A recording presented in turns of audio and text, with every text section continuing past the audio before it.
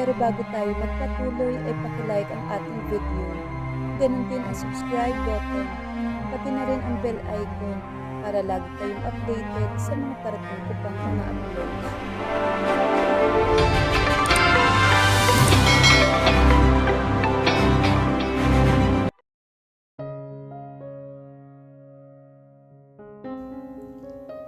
Si Lara ay tila isang anino na naapakan ng kanyang kakambal na si Mia at ginagamit lang na pain sa mga negosyo ng pamilya. Nang iayos ng kanyang mga magulang ang isang kasal para sa pera, naghanda siya para sa isa namang sakripisyo. Ngunit nakialam ang tadhana at natagpuan na lang niya ang sarili na nakatakdang ikasal kay Raymond, isang malupit at walang awang bilyonaryo na nangangailangan ng asawa. Para mapagbigyan ang kanyang pamilya, isang kontrata lang dapat ito, walang higit pa. Ngunit sa pagtapak ni Lara sa mundo ni Raymond na puno ng yaman, kapangyarihan at panlilinlang, nagbago ang lahat. Ang malamig na CEO ay nagsimula siyang mapansin, protektahan at iparamdam sa kanya na mahalaga siya sa unang pagkakataon sa kanyang buhay.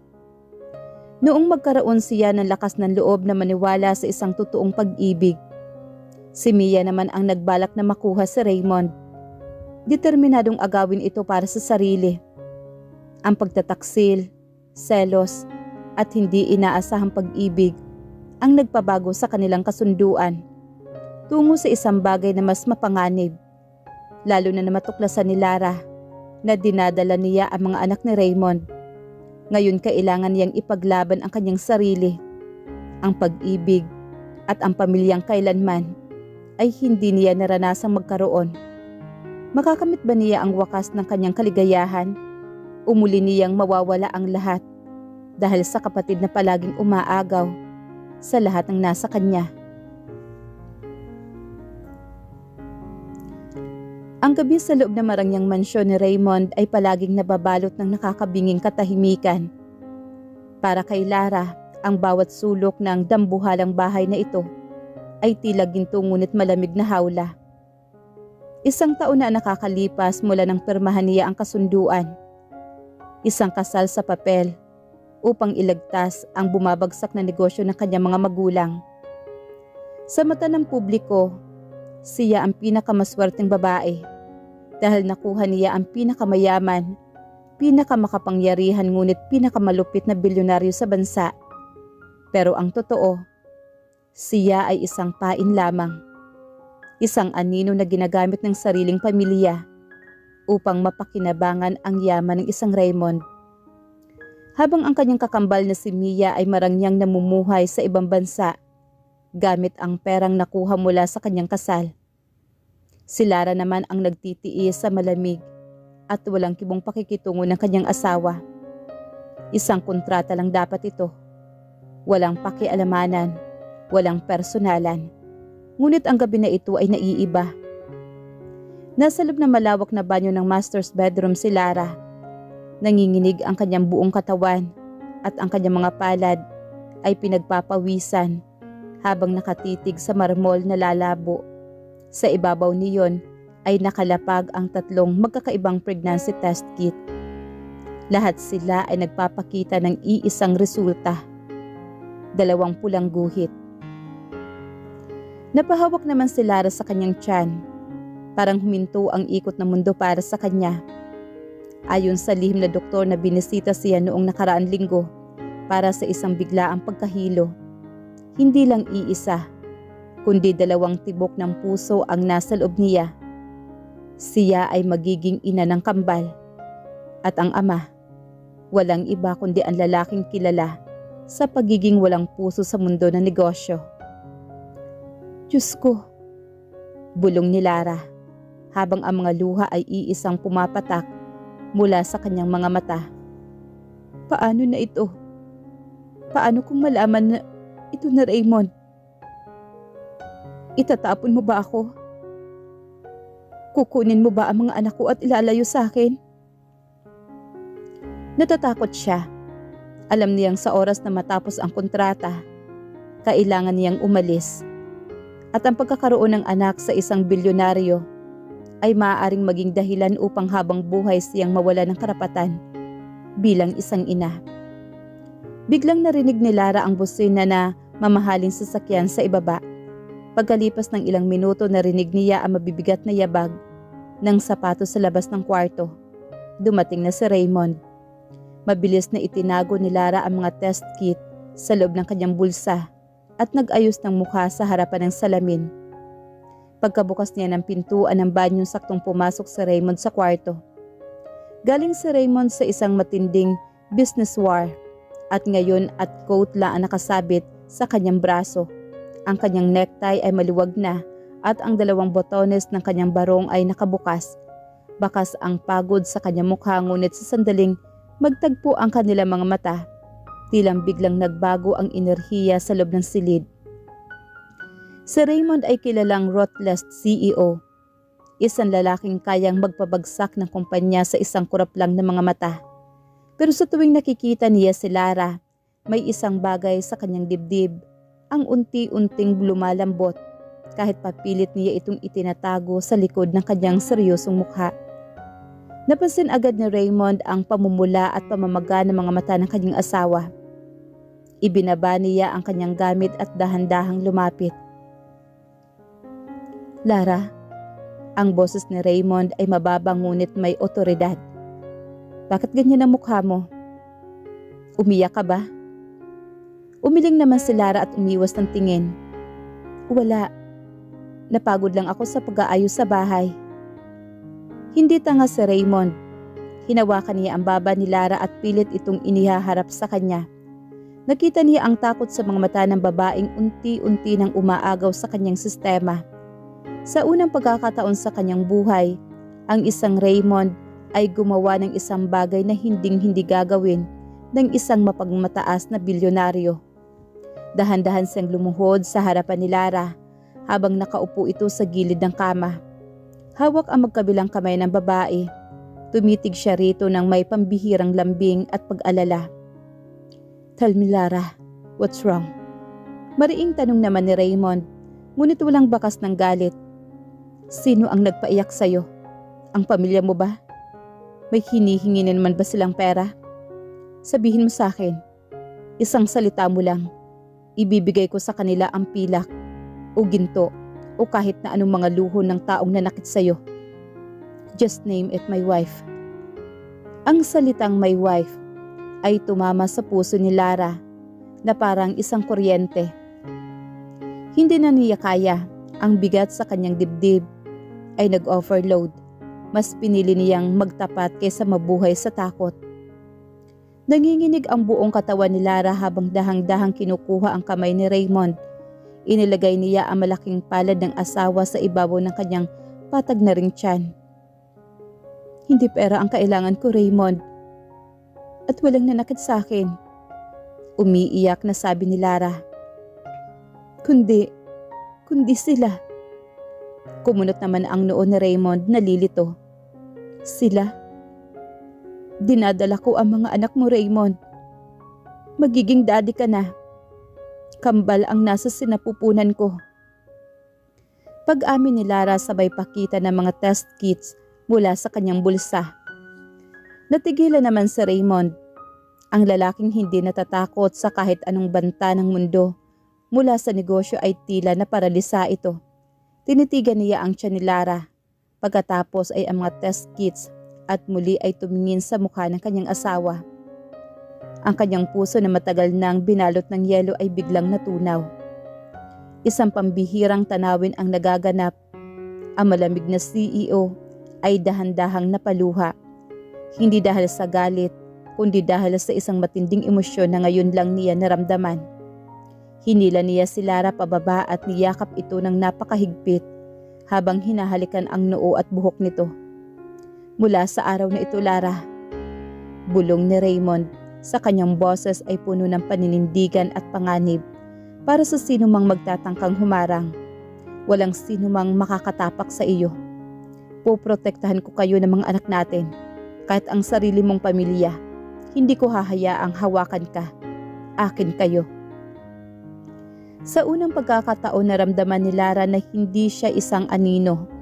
Siya ay mahalaga, ngunit hindi niya alam sa kabilang dako ng mundo, nag-iimpake na ang kanyang kakambal na si Mia. Handa nang bumalik upang agawin ang lahat ng bagong simulang kaligayahan na mayroon siya.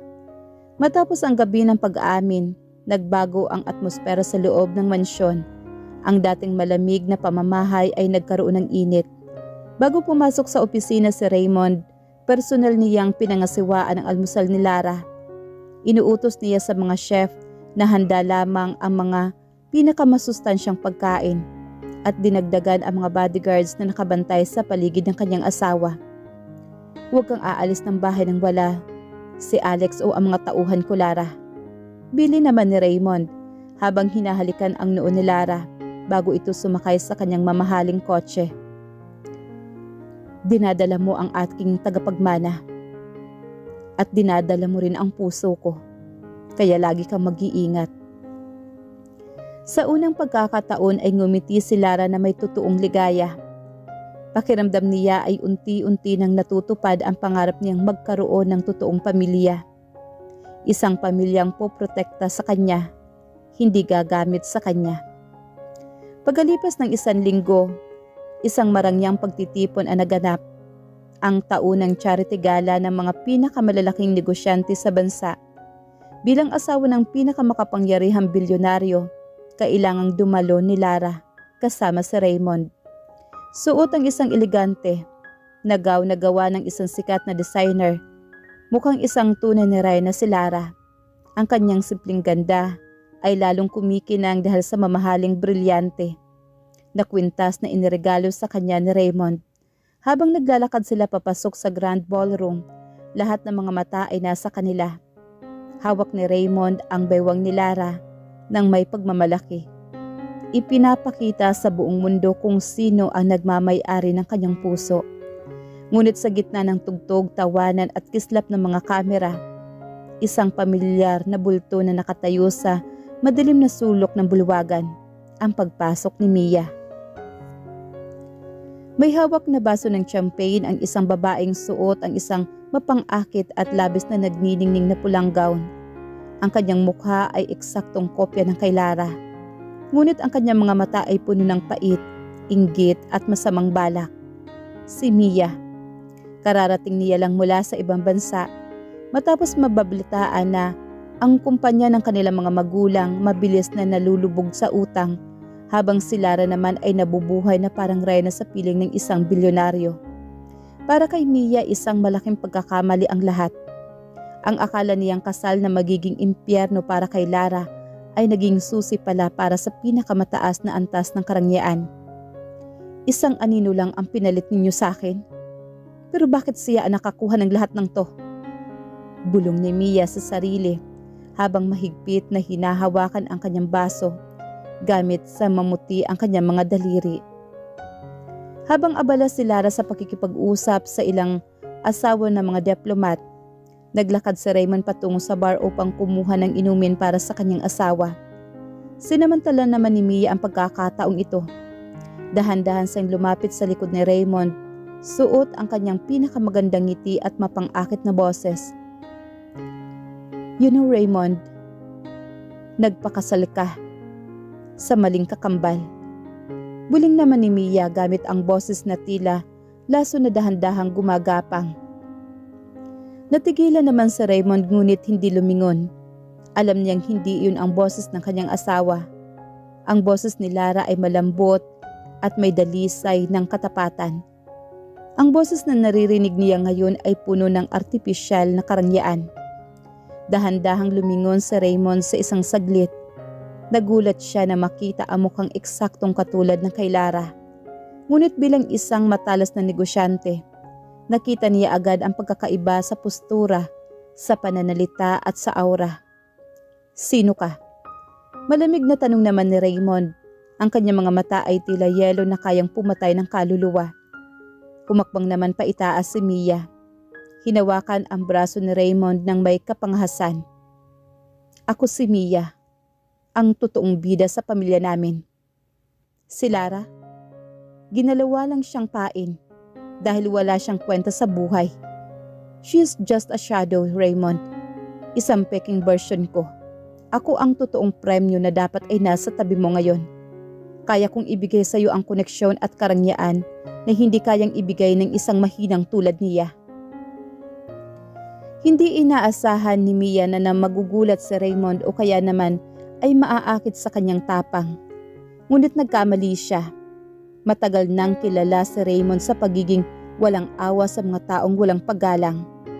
Dahan-dahan tiningnan ni Raymond ang kamay ni Mia na nakahawak sa kanyang braso. Sa isang mabilis at madiling galaw, hinawakan naman ni Raymond ang pulso ni Mia at pilit nitong inaalis ang kanya.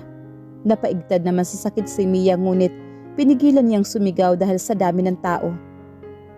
"You look exactly like my wife." Simula naman ni Raymond, ang kanyang boses ay mababa ngunit sapat na upang manginig ang tuhod naman ni Mia. "But your soul is cheap." Ang anino ay sumusunod sa liwanag. "Si Lara ang aking liwanag, ang aking reyna, at ikaw? Ikaw ang madilim na basurang dapat ilabas sa bulwagang ito." Nanlaki naman ang mga mata ni Mia sa matinding kahihiyan. Humarap si Raymond sa kanyang dalawang malalaking bodyguards na nakatayo malapit sa kanila. "Alex, ilabas ang babaeng ito at siguraduhin mong hindi na siya makakatapak pa sa kahit anong pagtitipon kung saan nandoon ang asawa ko. Kung magmamatigas siya, sirain mo ang natitirang ari-arian ng pamilya niya bago sumikat ang araw." "Masusunod, sir." Sagot naman ni Alex sabay hawak sa braso ni Mia para hilahin ito papalabas. Habang kinakaladkad si Mia ng mga bodyguards palabas ng Grand Ballroom, nakita niya si Lara mula sa malayo. Nakatingin sa kanya si Lara. May halong awa at takot sa mga mata nito.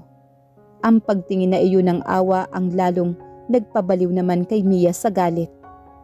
Nang makalabas sa hotel, marahas na binitawan ni Mia ang sarili mula sa mga bodyguards. Puno ng luha at galit at sira-sirang make-up. Tumingin siya sa nambuhalang gusali. "Hindi pa tayo tapos, Lara." Sigaw naman ni Mia sa gitna ng gabi. "Kung anong mayroon ka ngayon, akin dapat yan. Kinuha mo ang atensyon ng lalaking para sa akin. Gagawin ko ang lahat. Gagamitin ko kahit sino. Mapatunayan ko lang sa huli. Sa akin pa rin babagsak ang bilyonaryong yan.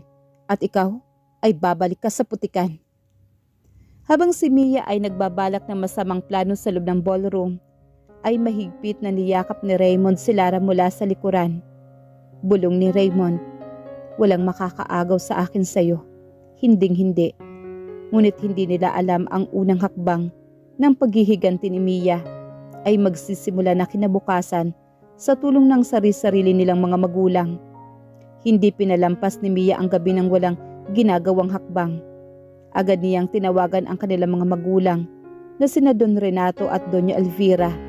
Gamit ang kanyang galing sa pag-arting hagulhol si Mia sa telepono at pinalabas na pinahiya at pinagbantaan siya ni Raymond nang walang dahilan habang si Lara naman ay nanunood lang at tumatawa. Dahil sa si Mia ang paboritong anak, nag-aalab sa galit ang mag-asawa. Ngunit higit sa galit nakita ng mga ito bilang pagkakataon dahil baon sa utang ang kumpanya ng pamilya at alam nilang kailangan nilang makakuha ng pera kay Raymond sa lalong madaling panahon. Kinabukasan habang nasa opisina si Raymond para sa isang serye ng mga board meeting, nakatanggap si Lara ng isang madamdaming mensahe mula sa kanyang ina. "Lara anak, may malubhang sakit ang papa mo. Baka huling gabi na namin ito sa lumang bahay bago ito rimatahin ng bangko. Patawarin mo kami sa mga pagkukulang namin.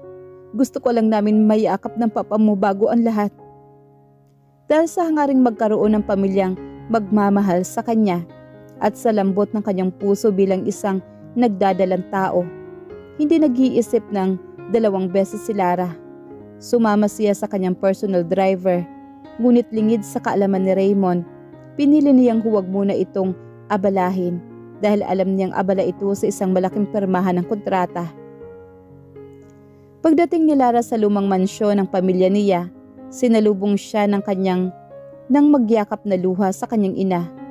Mukha namang mahina ang kanyang ama na nakaupo sa wheelchair. Agad na napanatag ang loob ni Lara sa pag-aakalang nagbago na ang kanyang mga magulang dahil sa hirap ng buhay. Naupo sila na parang isang simpleng hapunan lang. "Salamat at pumunta ka, Lara." Malambing na saad ng kanyang ina habang pinagsisilbihan siya ng pagkain. "Nabalitaan naming buntis ka. Masaya kami para sa'yo. Sana naman matulungan mo ang kumpanya ng papa mo. Kahit kaunting perma lang mula kay Raymond." Habang abala si Lara sa pakikipag-usap sa mga magulang, palihim na nakatayo si Mia sa lib ng kurtina sa dining room. Hawak ni Mia ang kanyang high-end na telepono. Naka-on ang video camera at voice recorder. Dahan-dahan binago ng ina ang direksyon ng usapan. "Lara, sabihin mo nga ang totoo. Mahal mo ba talaga ang bilyonaryong yan?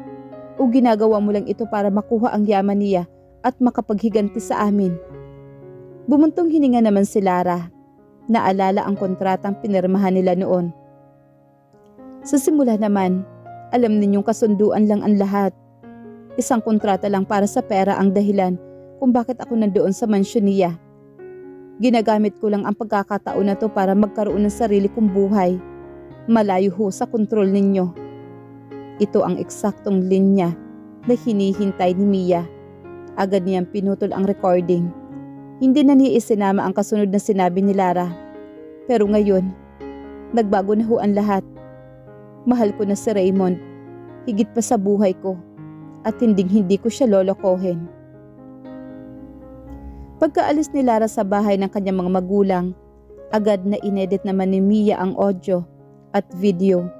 Pinagtagni-tagni niya ang mga salita ni Lara upang lumabas na sinabi nitong isang kontrata lang para sa pera ang dahilan.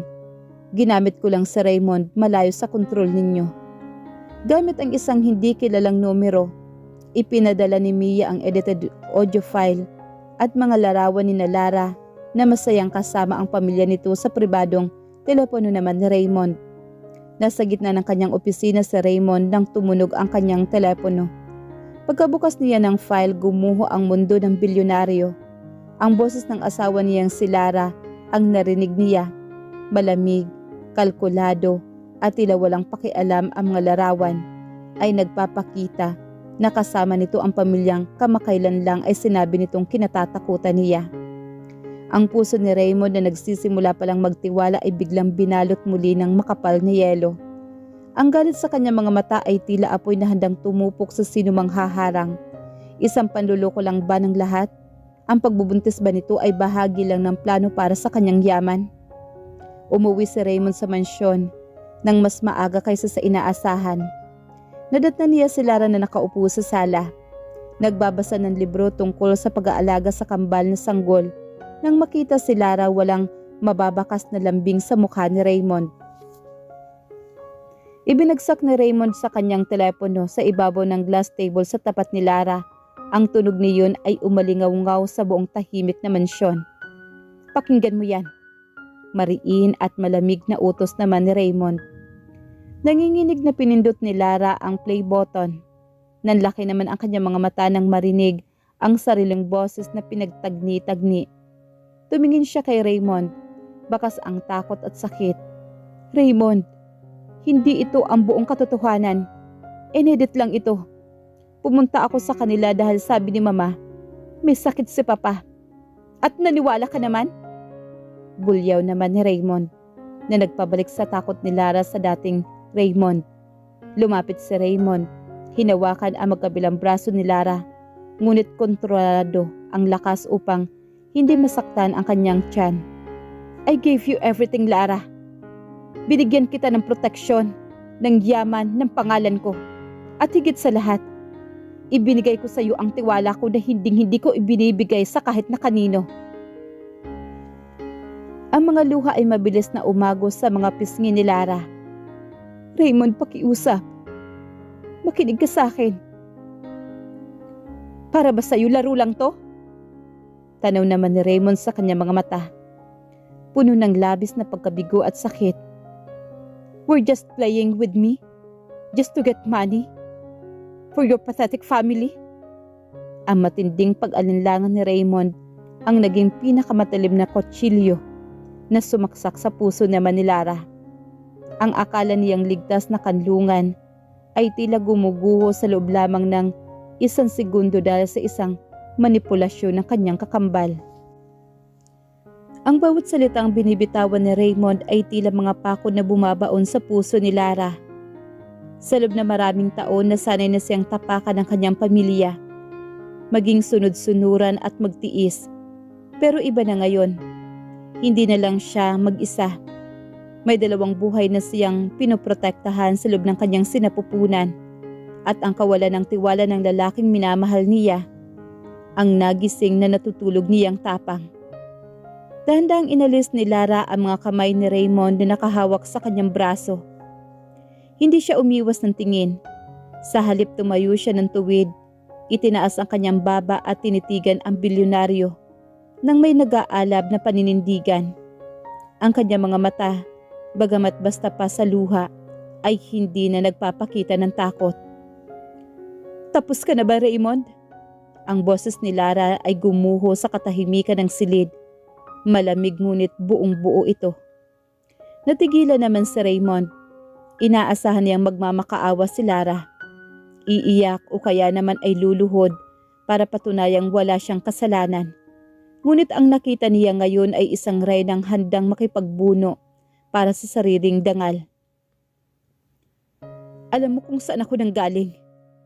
Simula ni Lara. Bawat salita ay may bigat. "Alam mo kung gaano ako ginamit at ginawang basahan ng pamilya ko. Kung pera lang ang gusto ko sa iyo, Raymond, matagal ko nang ibinenta ang mga perma mo sa mga karibal mo sa negosyo. Matagal ko nang kinuha ang mga ari-arian mo nang dahan-dahan nang hindi mo napapansin dahil asawa mo ako sa batas." Humakbang si Lara ng maitaas, dahilan upang si Raymond naman ay mapaatras ng isang bahagyang hakbang dahil sa gulat. "Nandito ako. Tinitiis ang lamig mo, ang ugali mo, at ang komplikadong mundo mo dahil mahal kita.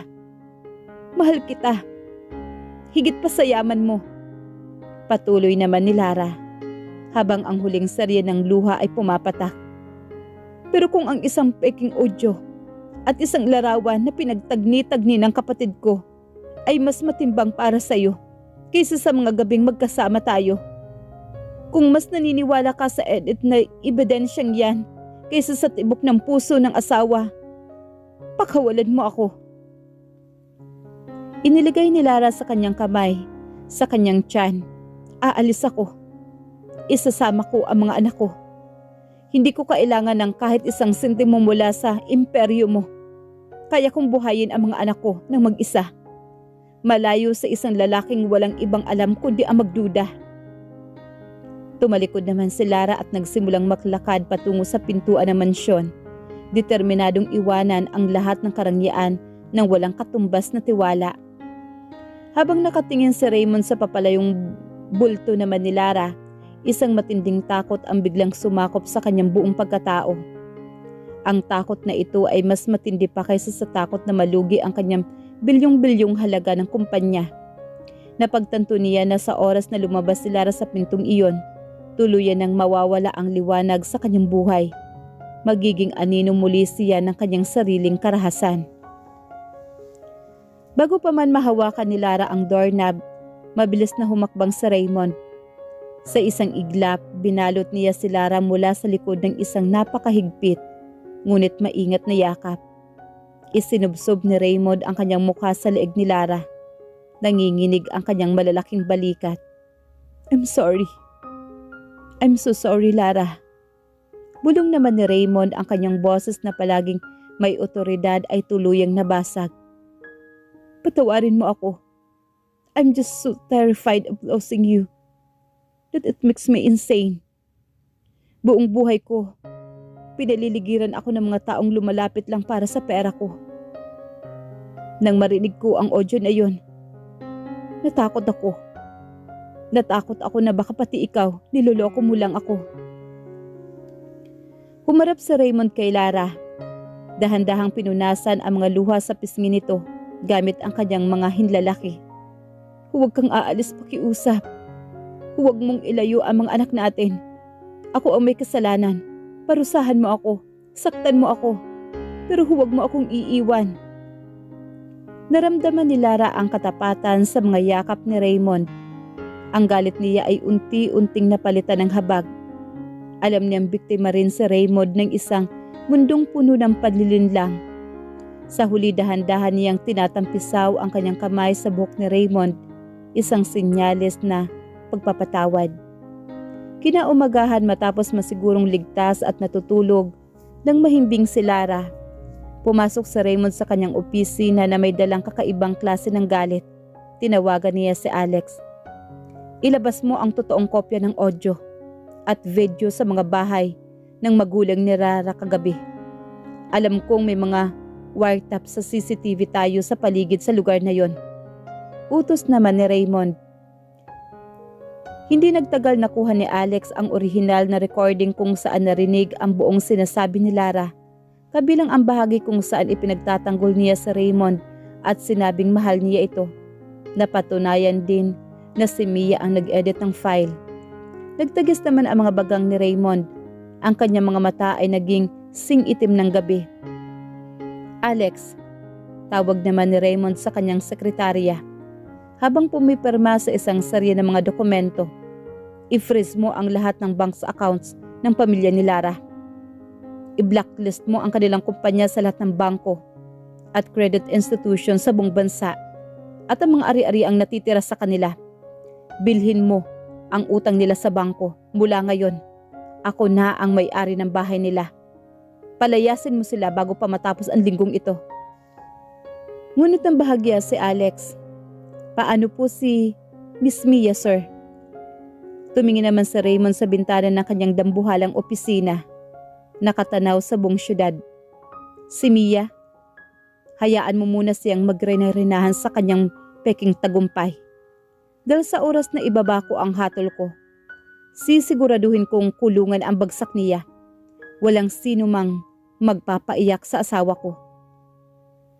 Habang ang pamilya ni Lara ay unti-unting ginigiba ni Raymond sa likod ng mga eksena, si Mia naman ay kasalukuyang nakikipagkita sa isang lalaking matagal nang gustong pumatay kay Raymond.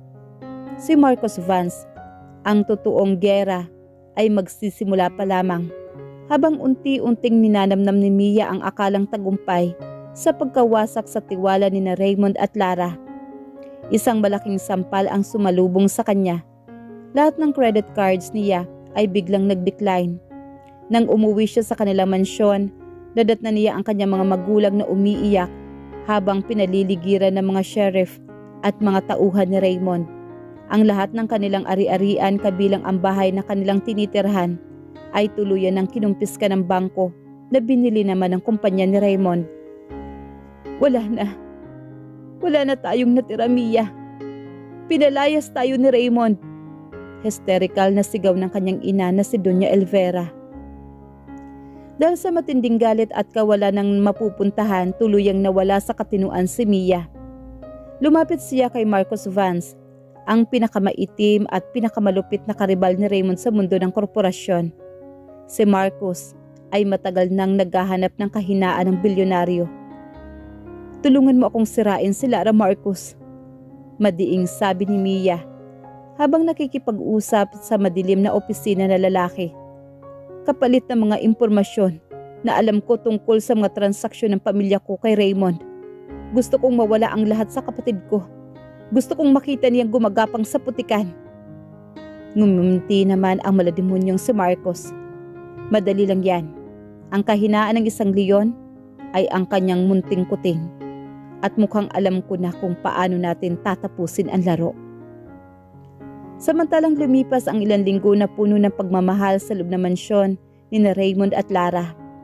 Mas lalo pang naging maalaga ang bilyonaryo. Isang araw nagpaalam si Lara na magpapasama sa kanyang mga bodyguards na siyang malapit sa high-end mall upang bumili ng mga unang gamit, damit at dekorasyon para sa kwarto ng kanyang kambal. Sigurado ka bang ayaw mong samahan kita, aking Rena? Tanong naman ni Raymond habang inaayos ang buhok ni Lara bago ito umalis. Kaya kong kanselahin lahat ng meetings ko.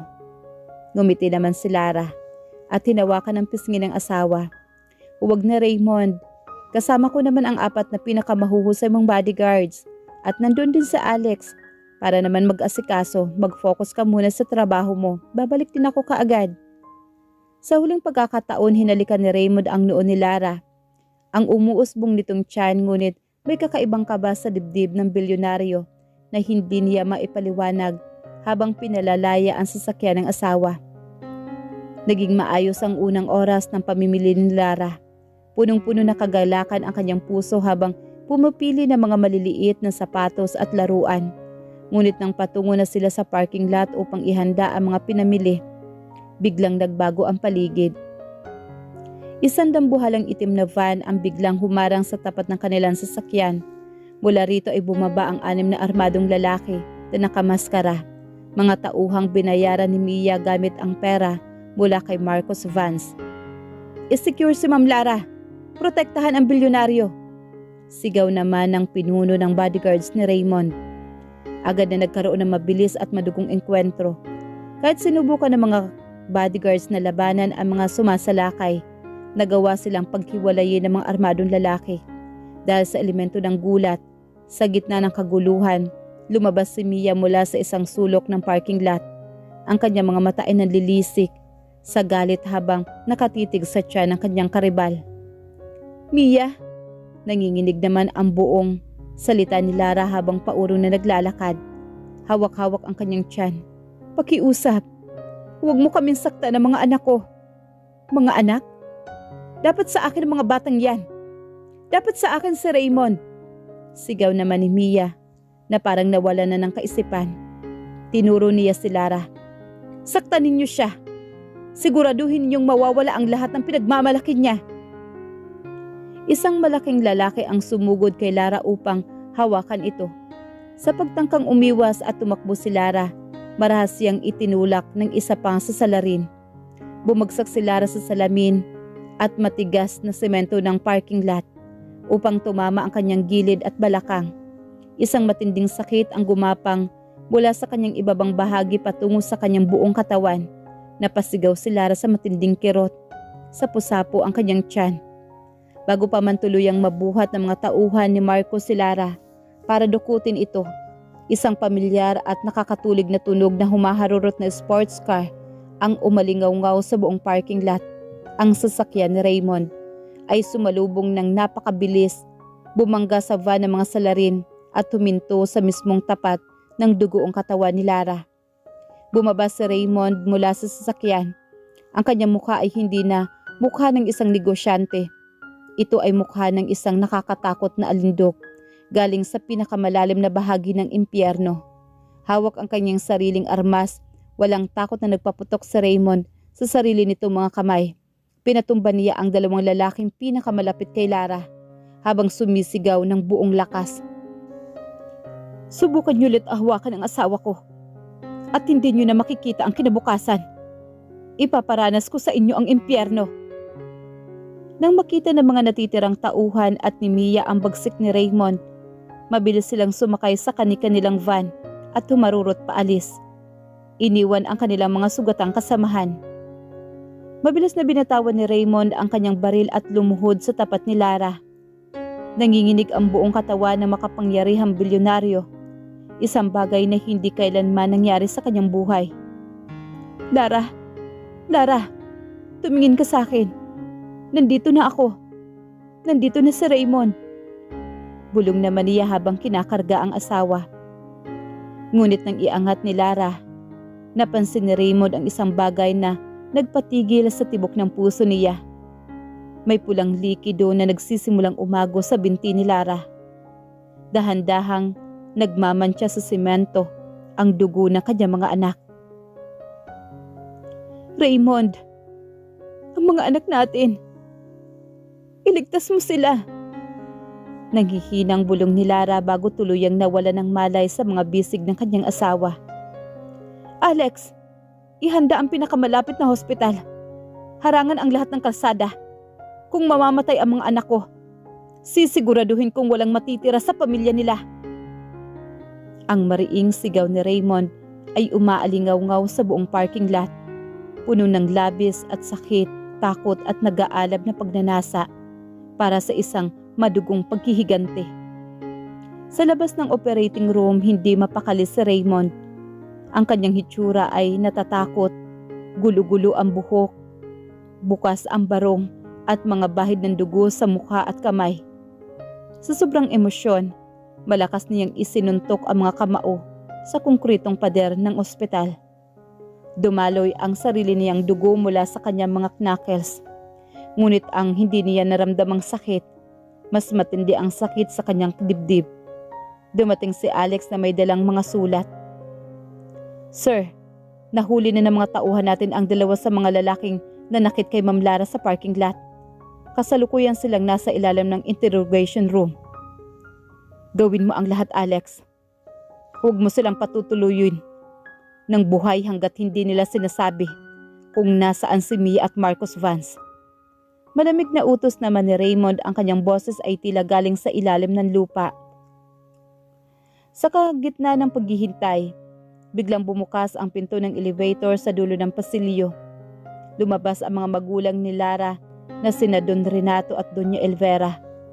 Ngunit hindi pag-alala para kay Lara ang mababakas sa kanilang mga mukha, kundi takot at interes para sa sarili.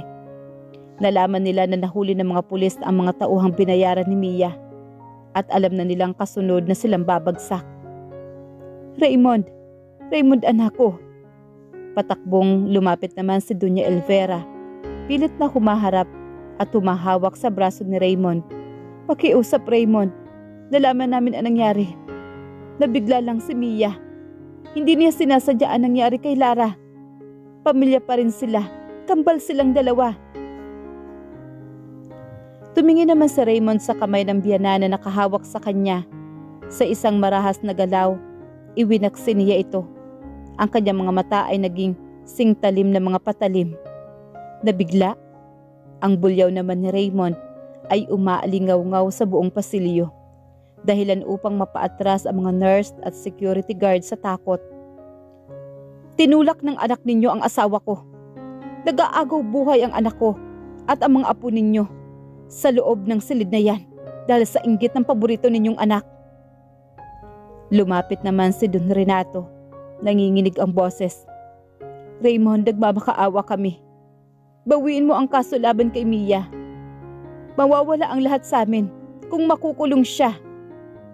Hindi na pinatapos ni Raymond ang matanda. Humakbang siya pataas. Tinitigan ang mag-asawang may matinding pandidiri na pumatay sa pagnanasa. "Makinig kayong dalawa."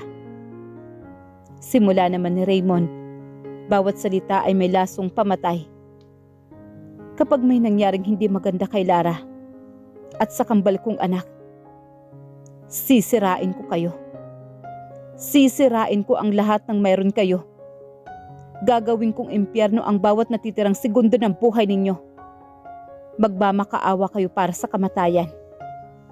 Pero titiyakin kong pananatilihin ko kayong buhay para lang lasapin ang walang katapusang pagdurusa." Nanginginig sa matinding takot ang mga magulang ni Lara.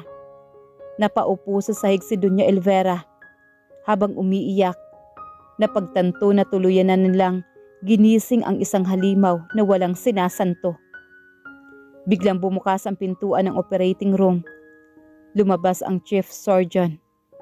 Tinatanggal ang kanyang maskara habang may bakas na matinding pagod. Mabilis na iniwan ni Raymond ang mga biyanan at sinalubong ang doktor. "Doktor, sabihin mo sa akin, buhay ang asawa ko, hindi ba?"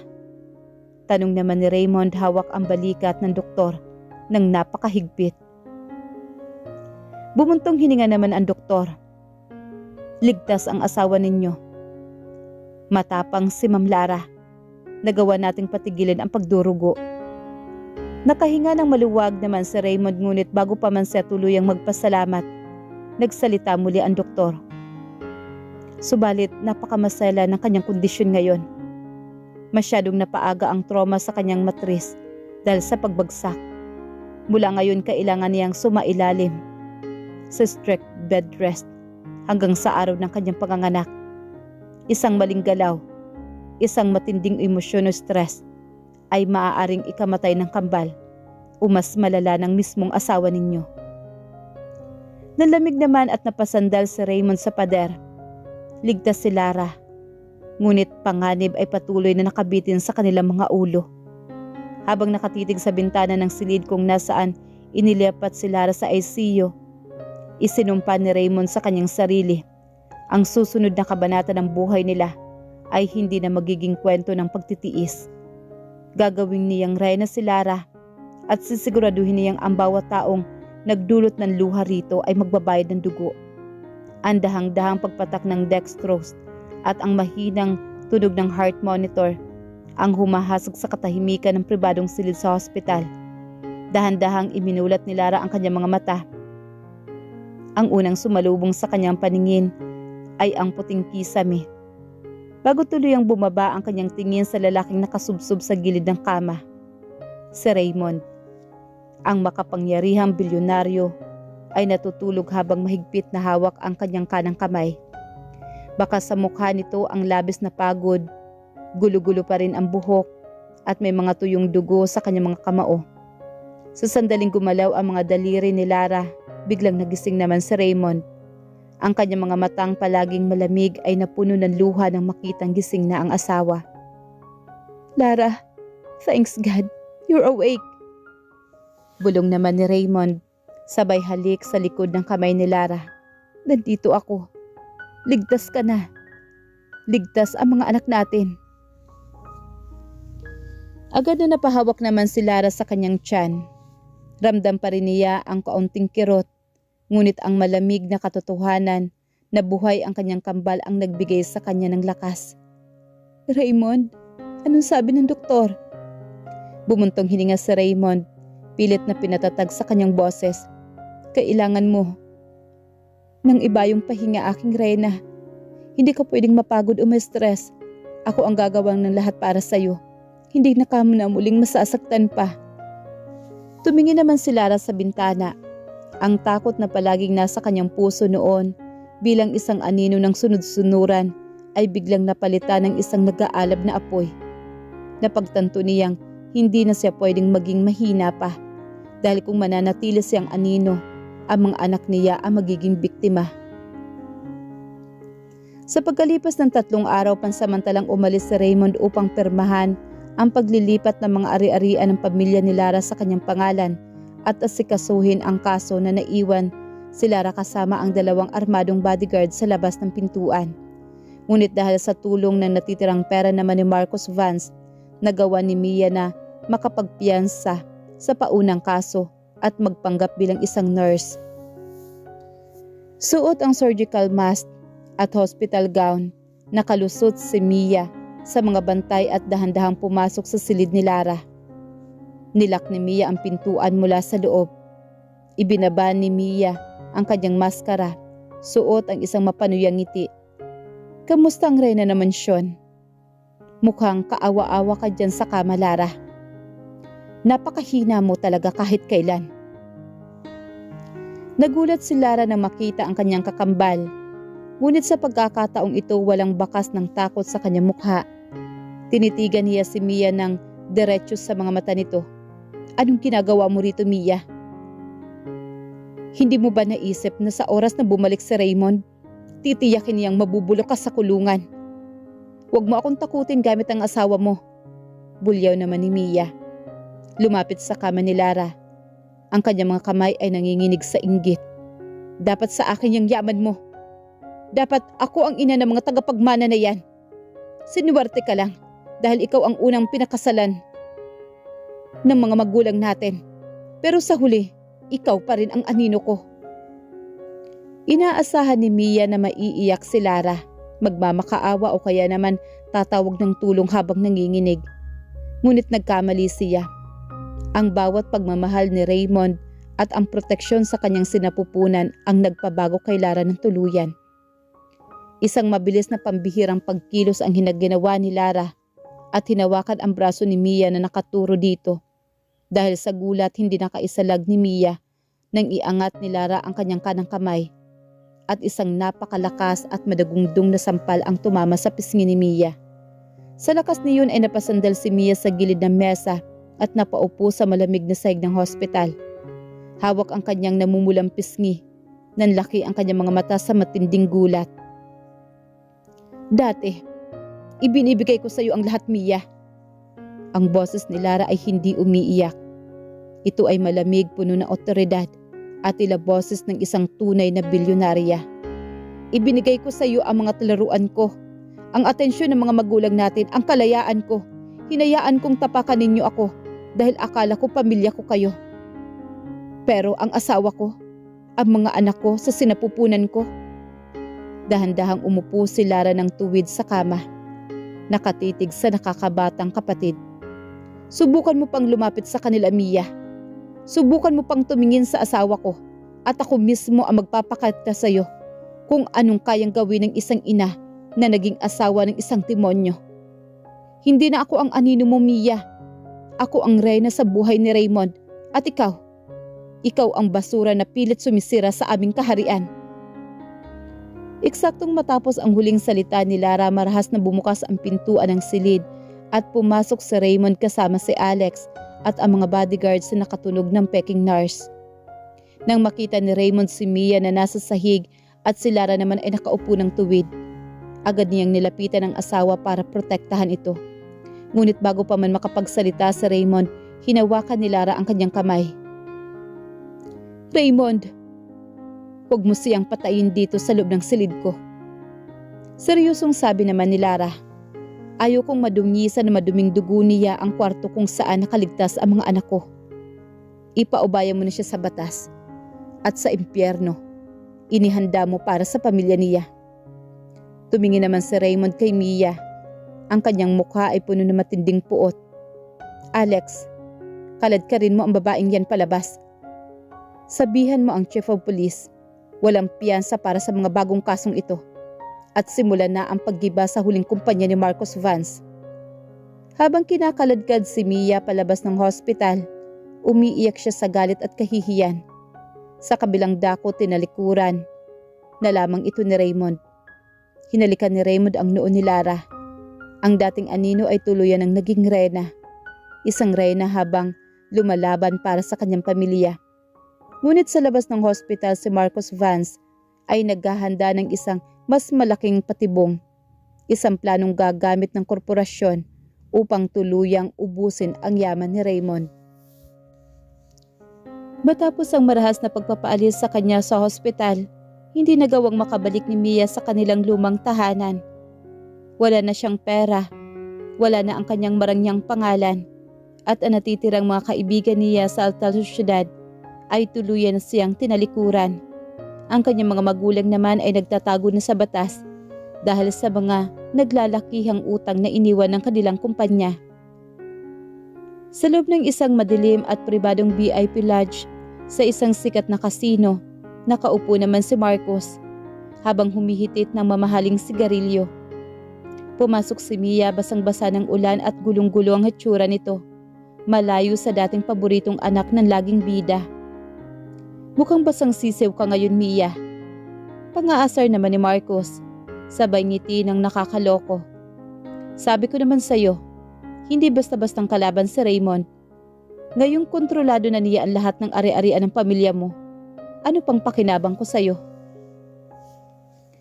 Umupo naman si Mia sa tapat nito. Ang kanyang mga mata ay nanlilisik sa galit. Huwag mo akong itaboy, Marcos. Mayroon akong isang bagay na hinding-hindi mo mabibili ng bilyon-bilyon mong pera. Kumunot naman ang noo ni Marcos. At ano naman yon? Inilapit ni Mia ang kanyang mukha sa ilaw. Ang mukhang ito, eksaktong kopya ng kay Lara. Alam kong matagal mo nang gustong makuha ang mga master's life ng project ng Genesis. Ang pinakamagong software ng Empire na itinatayo ni Raymond na magpapadoble sa yaman niya. Hindi ka makapasok sa corporate building niya, hindi ba? Pero ako, kaya kong pumasok gamit ang mukhang ito.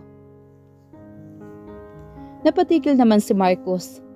Dahan-dahang nawala ang pang-aasar sa kanyang mukha at napalitan ito ng matinding interest. Ang Project Genesis ay ang pinakamalaking sekreto ng kumpanya ni Raymond. Kung makukuha iyon ni Marcos, maaari niyang unahang ipatent ang proyekto na magiging dahilan upang mabangkarote ang makasuhan. Ang imperyo naman ni Raymond. Isang mapanganib na laro ang inaalok mo, Mia. Sabi naman ni Marcos. Dahan-dahang ibinaba ang kanyang sigarilyo. Kapag nahuli ka ni Raymond sa loob ng opisina niya, hindi lang kulungan ang bagsak mo. Baka hindi ka nasikatan ng araw. Wala na akong pakialam pa. Hysterical naman na sigaw ni Mia. Wala na akong natira. Gusto kong makita si Lara na umiiyak habang pinapanood na bumabagsak ang asawa niya. Gusto kong bawiin ang buhay na dapat sa akin. Ngumiti naman si Marcos. Isang ngiti ng isang demonyong nakahanap ng perpektong kasangkapan. Sige, gagawin natin ang plano mo. Papapasukin ko at papalsuhin ang perman at bibigyan kita ng access card na eksaktong kopya ng kay Lara. Kapalit ng pagkuha mo ng flash drive na naglalaman ng mga files. Bibigyan kita ng 50 milyong piso at isang bagong pagkakakilanlan sa ibang bansa. At si Lara, ako na ang bahalang magtapon sa kanya sa putikan. Habang binubuo ang madilim na plano sa labas, patuloy naman ang pag-aalaga ni Raymond kay Lara sa loob ng mansyon.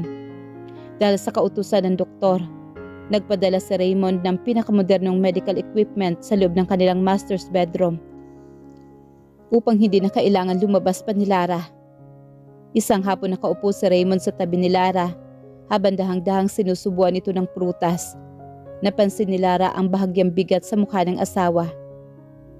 May problema ba sa opisina, Raymond? Malambing na tanong naman ni Lara habang hinahawakan ng pisngi ng asawa. Umiling naman si Raymond at hinalikan si Lara. Isang banayad na halik sa mga labi nito. Wala, mahal ko. May ilang malilit na issue lang sa paparating sa bagong proyekto pero kontrolado ko naman ang lahat. Ang isipin mo na lang ay ang kalusugan ng ating kambal. Yumakap naman si Lara sa dibdib ni Raymond. Salamat, Raymond. Dahil sa'yo, hindi ko na nararamdamang anino lang ako. Pakiramdam ko ako na ang pinakamaswerteng babae sa mundo. Hindi, Lara. Bulong naman ni Raymond sa kanyang buhok. Ako ang maswerte dahil tinanggap mo ang isang halimaw na tulad ko. Kaya kung kaya kong ibigay sa iyo ang buong mundo, basta huwag mo lang akong iiwan. Lumipas ang 2 araw, dumating ang pagkakataong hinihintay ni Mia at Marcos. Isang gabi kinakailangan ni Raymond na lumipad patungong Singapore para sa isang biglaang emergency meeting kasama ang mga foreign investor. Isang transaksyon na palihim ding minapula ni Marcos upang mailayo ang bilyonaryo sa kanyang kumpanya.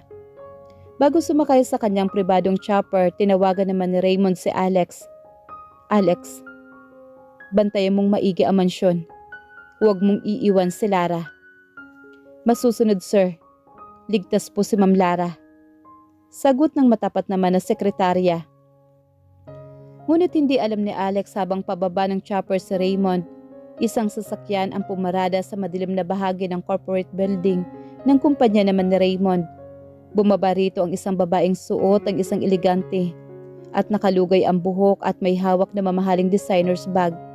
Ang eksaktong porma ni Lara sa tuwing bumibisita ito sa opisina ng asawa noon. Tumingin si Mia sa dambuhalang building ng Raymond Corporation. Suot ang picking access ng card at ang mukha ng kanyang kakambal. Dahan-dahan siyang naglakad patungo sa lobby. Oras na para bawiin ang sakin. Bulong naman ni Mia nang may mapanganib na ngiti. Habang ang security guard sa entrance ay dahan-dahang nagbibigay galang sa pag-aakalang ang asawa ng kanilang boss ang pumasok. Ang dambuhalang corporate building ni Raymond ay nababalot ng katahimikan dahil sa lampas na ito sa oras ng trabaho ng mga ordinaryong empleyado. Tanging ang mga ilaw na lamang sa hallway at mga security guard sa lobby ang gising. Dire-diretso naglakad si Mia patungo sa pribadong elevator ng CEO. Suot niya ang mukha ni Lara, ang tindig ni Lara at maging pabango na madalas gamitin ng kanyang kakambal. Habang dumadaan siya sa lobby, yumuko ang mga gwardya bilang paggalang. Magandang gabi po, Ma'am Lara. May kailangan po ba kayo sa opisina ni Sir Raymond? Tanong naman ng Chief Security. Bagyang umiti naman si Mia. Pilit na ginagaya ng banayad na boses ng kapatid. May iniwan lang na importanteng dokumento si Raymond. Bago siya lumipad patungong Singapore, ipinakukuha niya sa akin. Ipinatong ni Mia ang peking access card sa scanner ng elevator. Bumukas naman ang pintuan, lihim na napangiti ng malupit naman si Mia. Habang umaakyat ang elevator patungo sa 50th floor, ang penthouse office ng pinakamayaman na bansa. Bumukas ang pintuan ng elevator sa opisina ni Raymond. Ang silid ay napakalawak, napakarangya ngunit napakadilim. Pumasok si Mia at agad na tinungo ang dambuhalang mahogany desk naman ni Raymond. Dito nakalagay ang sentrelyasong computer kung saan nakatago ang life ng Project Genesis. Binuksan naman ni Mia ang computer gamit ang password at palihim niyang nakuha mula sa mga lumang papeles ng kanilang pamilya na may koneksyon sa mga transaksyon ni Raymond noon. Nagliwanag naman ang screen. Agad niyang isinaksak ang high-tech na flash drive na ibinigay sa kanya ni Marcus Vance. Ayan na, dahan-dahan lang. Bulong ni Mia sa sarili habang pinapanood ang loading bar ng file transfer. 20%, 50% to 80%. Nanginginig ang kanyang mga kamay sa halu-halong takot at matinding pananabik. Sa isip niya kapag natapos ang transfer na ito, hawak na niya ang leeg ni Raymond at tuluyang nang madudurog si Lara. Sa bitag sa dilim, 100% transfer complete. Mabilis na hinila ni Mia ang flash drive at isinilid iyon sa kanyang mamahaling designer bag. Lilingon na sana siya para umalis ngunit bago pa man siya makahakbang biglang bumukas ang dambuhalang ilaw ng buong opisina. Ang nakasisilaw na liwanag ay nagpadilat sa kanyang mga mata. Narinig ni Mia ang tunog ng paglock ng pintuan ng opisina mula sa labas.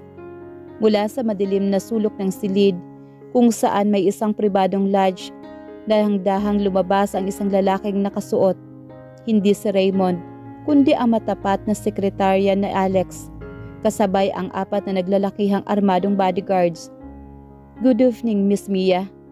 Formal at malamig na bati naman ni Alex, habang naka-cross arms ang kanyang mga braso. Nataranta naman si Mia ngunit pinilit niyang panatilihin ang kanyang acting.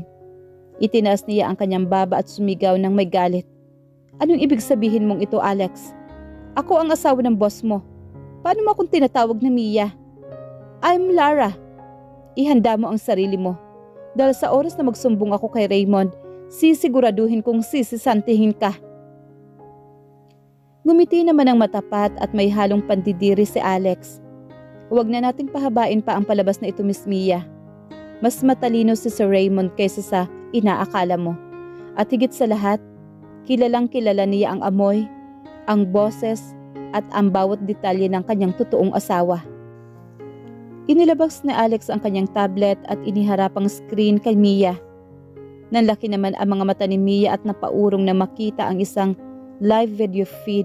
Sa screen, makikita si Lara, ligtas na nakahiga sa master's bedroom na mansyon, mahimbing na natutulog habang binabantayan ng mga pribadong nurse nito.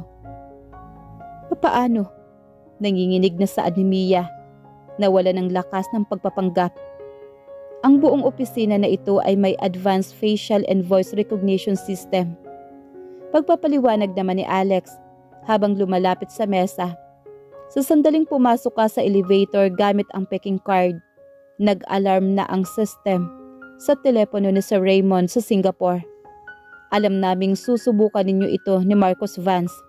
Ang totoo, pinabayaan ka lang naming makapasok para huli ka sa akto. Lumapit naman ang 2 bodyguards at marahas na hinawakan ang magkabilang braso naman ni Mia.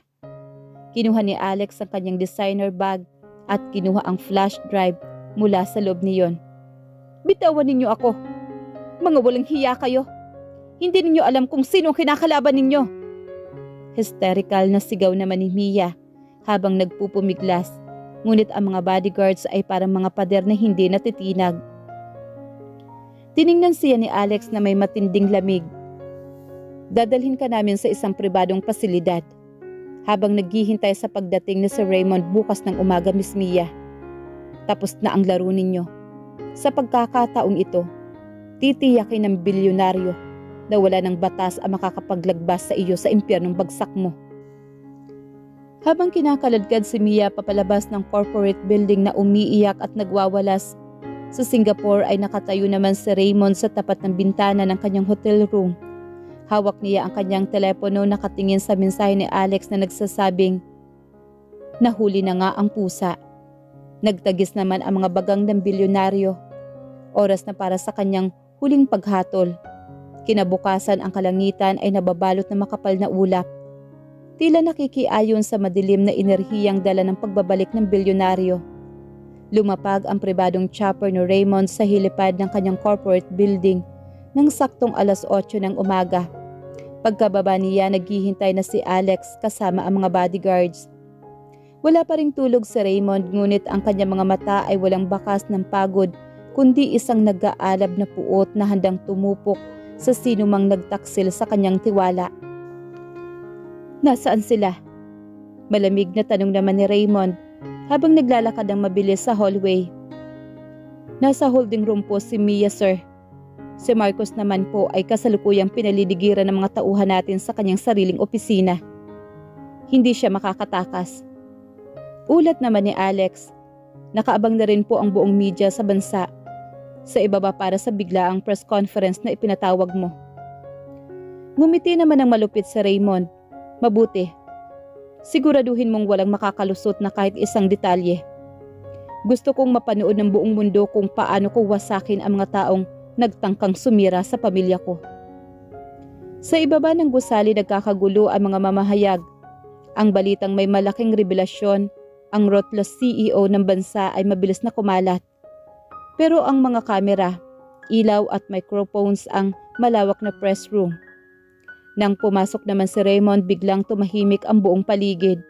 Ang kanyang aura ay nagbibigay ng matinding takot at respeto. Umupo siya sa gitna ng dabuhalang lamesa, ngunit bago siya magsalita, sininyasan niya si Alex. Bumukas ang pintuan sa gilid ng stage. Kaladkad ng 2 pulis at 2 bodyguard si Mia. Nakapush up ang buhok nito. Gulo-gulo ang suot na damit at may mga posas ang kanyang mga kamay. Kasunod nitong pumasok ay naman si Marcos Vance. Pilit na nagmamataas, ngunit bakas ang pawis sa noo habang binabantayan ng mga armadong tauhan. Nagkakagulo ang media. Nagkikislapan ang mga flash ng kamera. "Sir, sino ang babaeng yan? Bakit kamukha siya ng asawa ninyong si Lara? Sir, ano ang kasalanan ni Marcos Vance?" Ang sunod-sunod na tanong ng mga reporter. Itinas naman ni Raymond ang kanyang kamay upang patahimikin ang lahat. Humarap siya sa gitnang kamera na nagdadala ng live broadcast sa buong bansa. Kabilang na ang telebisyon sa loob ng mansyon, kung saan kasalukuyang nanonood si Lara habang umiiyak sa halo-halong sakit at ginhawa. Ngayong umaga, hindi tungkol sa negosyo ang anunsyo ko. Simula naman ni Raymond, ang kanyang boses ay umaalingaw-ngaw sa buong silid. Bawat salita ay may talim ng isang hatol. Nais ko lamang ipakita sa buong mundo ang mukha ng mga taong nagtangkang pumatay sa aking mga anak at magnakaw sa aking kumpanya. Pinalitan ni Alex ang background ng screen ng isang malaking video projector. Unang lumabas ang malinaw na video footage mula sa parking lot ng mall. Ang eksena kung saan itinulak ni Mia si Lara na naging dahilan ng pagdurugo nito. Kitang-kita sa mukha ni Mia habang sumisigaw ng may galit.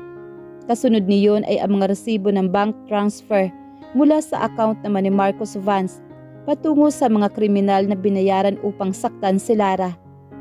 Huling ipinalabas ang high-definition CCTV footage kagabi kung saan huling-huli sa akto si Mia na nagpapanggap bilang si Lara at nagnanakaw ng mga files ng Project Genesis mula sa computer naman ni Raymond. Nanginig sa takot ang buong katawan ni Mia. Ang akala niyang siya ang laging bida at reyna ay tuluyang nadurog sa harap ng milyong-milyong taong nanunood. "Hindi totoo yan! Sinisiraan lang nila ako! Raymond, pakiusap!" Hysterical naman na sigaw ni Mia habang sinusubukang lumapit kay Raymond, ngunit marahas niyang pinigilan ang mga pulis. Lara, tulungan mo ako! Kapatid mo ako, hindi ba?" Tumingin naman si Raymond kay Mia nang may matinding pandidiri. "Wala kang kapatid, Mia. At wala ring pamilyang matitira sa'yo. Kasalukuyan ding inaatake ng mga pulis ng tagpuan ng mga magulang mo dahil sa kasong sabwatan at obstruction of justice. Humarap naman si Raymond kay Marcus Vance na ngayon ay nakayuko na dahil sa kahihiyan at pagbagsak ng kanyang pangalan sa stock market sa loob lamang ng ilang minuto. Marcus, sinabi ko na sa iyo noon, huwag mong lalaruin ang pamilya ko. Malamig na sabi naman ni Raymond. Mula sa araw na ito, ang kumpanya mo ay declare as bankrupt. Lahat ng ari-arian mo ay kumpiskado na ng gobyerno at gugugulin mo ang natitirang buhay mo sa loob ng isang maximum security prison dahil sa corporate na ginawa mo. Lumapit ang hepe naman ng mga pulis at tuluyan ng binuhat sina Mia at Marcos palabas ng press room upang dalahin sa presinto ng walang karapatang magpiyansa. Habang kinakaladkad si Mia ang kanyang mga sigaw, ay galit ay unti-unti nang nawala sa hallway. Humarap muli si Raymond sa mga kamera ng media. Ang lamig sa kanyang mukha ay napalitan ng isang seryosong pangako. Sa sino mang nagbabalak na sakta ng asawa kong si Lara at ang mga anak ko, tingnan ninyo ang sinapit ng mga taong ito bilang babala. Si Lara ang buhay ko. Ang sino mang humawak sa kanya ng may kasamang hangarin ay haharapin ang buong bagsik ang aking kapangyarihan. Matapos ang press conference, agad na sumakay si Raymond sa kanyang sasakyan upang umuwi sa mansyon. Alam niyang tapos na ang unang yugto ng laban. Ang mga taksil ay bagsak na, ngunit hindi niya alam, sa loob ng kulungan si Mia ay may huling baraha pa na itinatago. Isang huling pagsisikap na gagawin niya sa oras na makaharap niya sa pagkakataong makatakas. 6 na buwan ang mabilis na lumipas matapos ang makasaysayang press conference na nagpabagsak sa mga taksil. Sa loob ng 6 na buwang iyon, ang mansyon ni na Raymond at Lara ay naging isang paraiso ng kapayapaan at pagmamahal. Dahil sa maingat na striktong bed rest ni Lara, unti-unti naging malusog ang kanyang pagbubuntis. Ngayong malaki na ang tiyan ni Lara, bilang na ang mga araw at anumang sandali ay hinda na siyang magsilang. Ang kambal sa kanyang sinapupunan ay patuloy na sumisipa. Tila ba nasasabik na makita ang mundong naghihintay sa kanila. Si Raymond naman, kahit gaano kaabala sa kanyang bilyong-bilyong negosyo, ay laging umuuwi ng maaga upang personal na lagyan ng lotion ang tiyan ng asawa at kausapin ang mga sanggol. Kung tintiis na lang mahal ko. Bulong naman ni Raymond isang gabi habang nakayakap kay Lara sa kama. Kapag nasaisilang mo na sila, dadalhin ko kayo sa sarili nating isla. Doon walang makakaabala sa atin. Ngumiti naman si Lara ngunit may kakaibang kaba sa kanyang dibdib. Isang matinding bagyo ang ibinabalita sa telebisyon na paparating sa bansa. Isang bagyong hindi lang magdadala ng malakas na ulan kundi magbabalik din ng isang madilim na nakaraan. Samantala sa loob ng isang hospital ward ng bansa kung saan pansamantalang nakapiit si Mia dahil sa paggagamot sa kanyang malubhang depresyon at sakit, isang lihim na transaksyon ang nagaganap. Si Marcus Vance, bagamat nasa loob ng maximum security prison, ay may mga natitira pang tapat na tauhan sa labas na binabayaran ng kanyang mga nakatagong assets.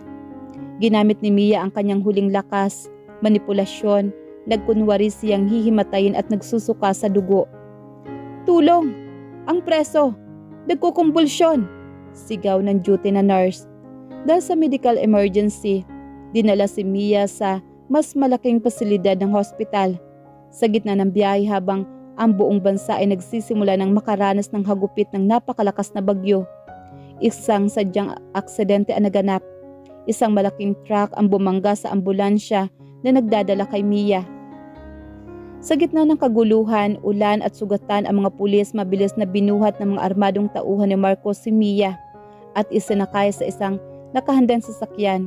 Laya na si Mia ngunit hindi upang magtago kundi upang tapusin ang kanyang nasimulan. Gabi na ang bagyo ay tuluyan ng nananalasa, ang hangin ay humahampas sa mga dambuhalang bintana ng mansyon ni na Raymond. Biglang naputol ang kuryente sa buong subdivision at tanging ang emergency generator lang na mansyon ang gumagana. Biglang tumunog naman ang telepono ni Raymond. Si Alex ang tumawag mula sa pulis ng headquarters. Sir, may masamang balita. Nanginginig ang boses ni Alex. Sa kabila ng maingay na signal dahil sa bagyo, nakatakas si Mia. Ang huling ulat ng intelligence natin, dinakaw nila ang isang sasakyan at patungo sila sa direksyon ng mansyon mo. Alam niya kung paano makapasok sa mga lumang daanan ng ari-arian. Nagtagis naman ang mga bagang ni Raymond. Tumingin siya kay Lara na kasalukuyang nakahiga at medyo nahihirapan na sa bigat ng tiyan. Alam ni Raymond na kailangan niyang protektahan ang kanyang asawa. Ngunit kailangan din niyang pangasiwaan ng seguridad sa labas dahil ang bagyo ay nagpabagsak ng ilang puno sa paligid ng perimeter ng mansyon. Alex, ihanda ang chopper. Kung hindi kakayanin dahil sa bagyo, magpadala ka ng armored convoy ngayon din. Utos naman iyon ni Raymond. Humarap siya kay Lara at hinawakan ang mukha nito. Lara, makinig ka sa akin. May emergency lang sa labas ng gate. Huwag kang aalis dito sa kwarto. Kasama mo ang 4 na nurse at may mga security guard sa pintuan. Babalik ako kaagad. Umalis si Raymond kasama ang karamihan sa kanyang mga tauhan upang isecure ang main gate at ang mga nasirang pader. Ngunit si Mia, na mas pinalala ng galit at pagkabaliw, ay hindi dumaan sa main gate.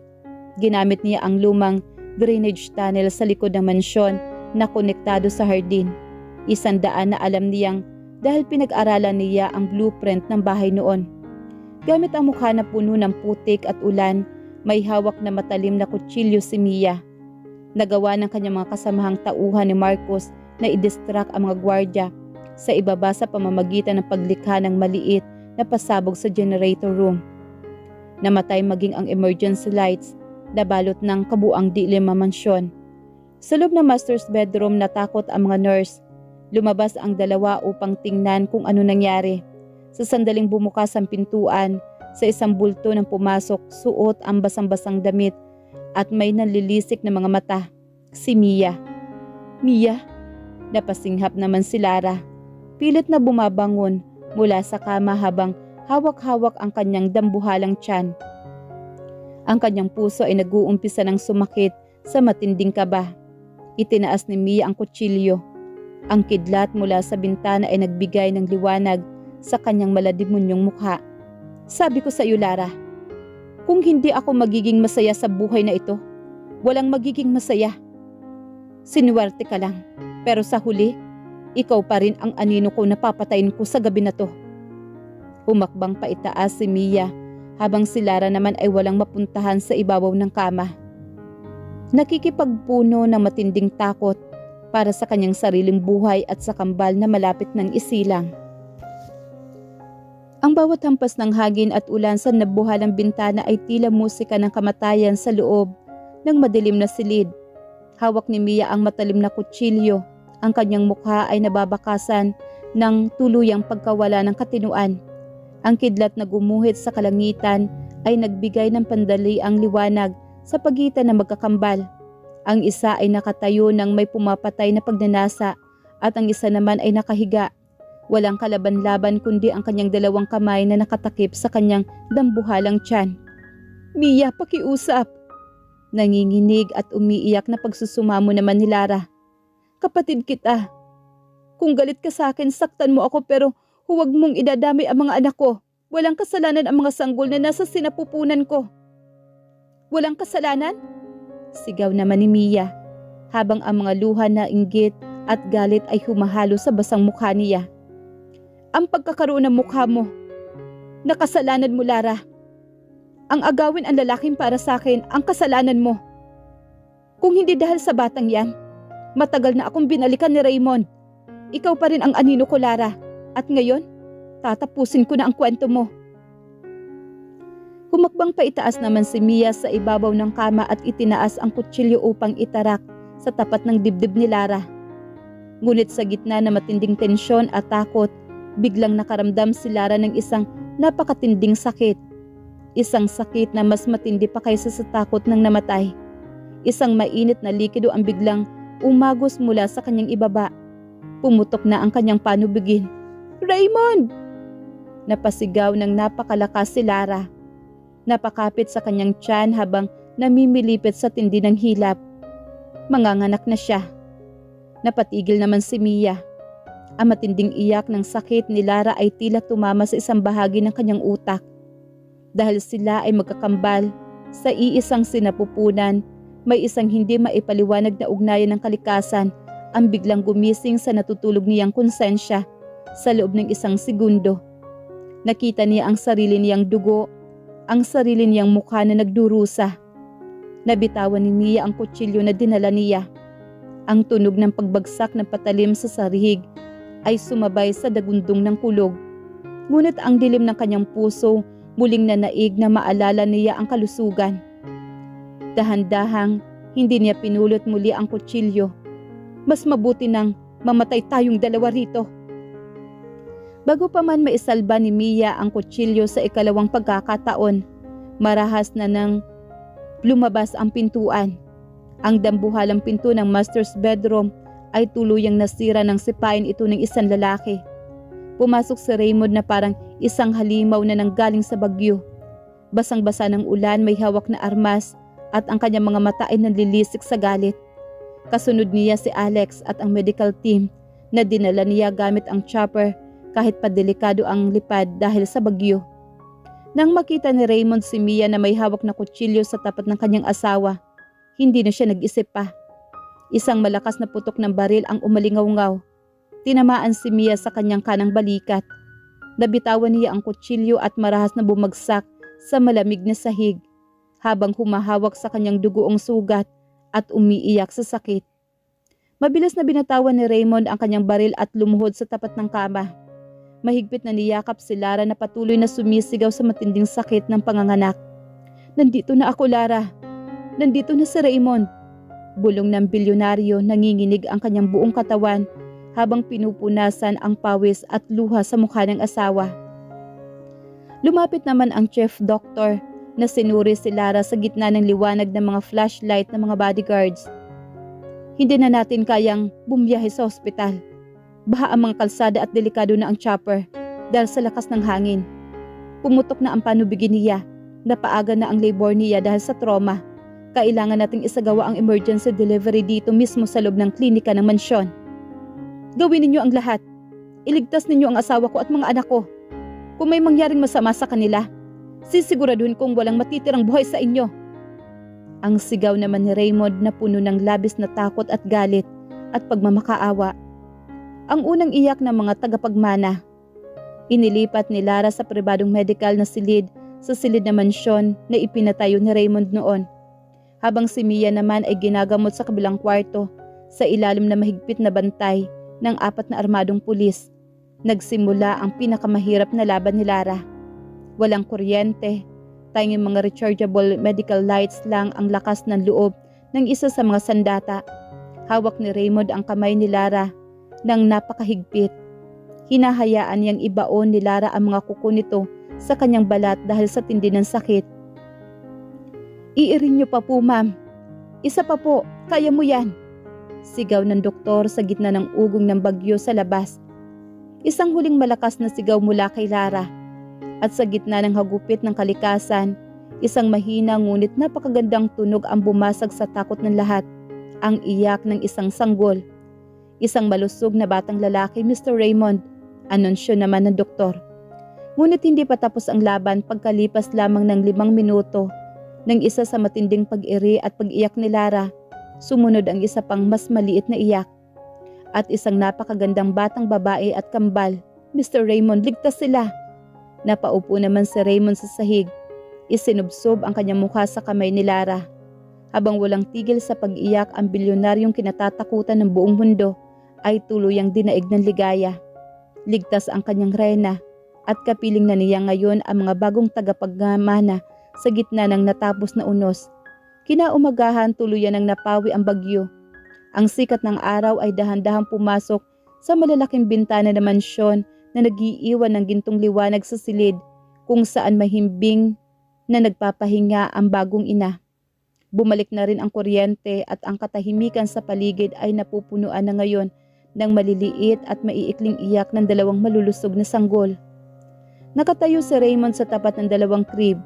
Nakatitig sa kanyang mga anak. Ang batang lalaki ay may matalas na katangian tulad ng kanyang ama, habang ang batang babae naman ay nagtataglay ng banayad at dalisay na ganda ni Lara. Sa unang pagkakataon ang mukha ng bilyonaryo ay walang bakas ng lamig na puno ito ng isang payapang ngiti na tanging pamilya lamang ang makakapagbigay. Dahan-dahang iminulat ni Lara ang kanyang mga mata at ngumiti nang makita ang eksena ni Raymond. Raymond? Nanghihina ngunit masaya niyang tawag. Mabilis na lumapit naman si Raymond. Umupo sa gilid ng kama at maingat na hinalikan ang noo ng asawa. Salamat Lara. Salamat sa pagiging matapang. Binigyan mo ako ng pinakamagandang regalo sa buong buhay ko. Bago tuluyang dumating ang convoy ng mga pulis upang ilipat si Mia sa isang maximum security prison doon sa ospital dahil sa kanyang natamong sugat sa balikat. Humiling si Lara kay Raymond na makita ang kanyang kakambal sa huling pagkakataon. Sa simula ay mariing tumanggi si Raymond dahil sa pag-alala sa kalusugan ni Lara. Ngunit sa huli na naig ang pakiusap ng kanyang reyna. Gulong-gulo ang mukha at buhok nito at may benda ang balikat ni Mia. Habang nakaupo sa silya ng sa kabilang silid, mahigpit na nakaposas ang mga kamay sa lamesa. Pumasok si Lara na nakaupo sa isang wheelchair na itinutulak ng isang personal nurse habang si Raymond naman ay nakatayo sa kanyang likuran. Nakabantay na parang isang leon, hanggang sumugod sa kaunting maling galaw lang ni Mia. Tumingin naman si Mia kay Lara. Wala na ang nanlilisik na galit sa kanyang mga mata, kundi isang malalim na pait, inggit at matinding panghihinayang. Naparito ka ba para pagtawanan ako, Lara? Ang boses ni Mia ay basag at paos. Parang ipakita sa akin na nanalo ka, na ikaw na ang reyna at ako na ngayon ang anino mo, na nakakulong sa isang dilim. Tinitigan siya ni Lara nang may malalim na habag, ngunit wala ng bakas ng takot o kahinaan. Ang pagiging isang ina ay tuluyang nagpabago sa kanyang pagkatao. Walang nanalo o natalo sa atin, Mia. Ang boses ni Lara ay kalmado ngunit may pambihirang bigat. Mula pagkabata, ibinigay ko sa iyo ang lahat dahil mahal kita bilang kapatid ko. Hinantay kong mahalin ako din ako ni na mama at papa. Pero ginawa ninyo akong pain at basura. Ginawa niyo akong basahan. Kahit ganoon, hindi ako nagtanim ng galit.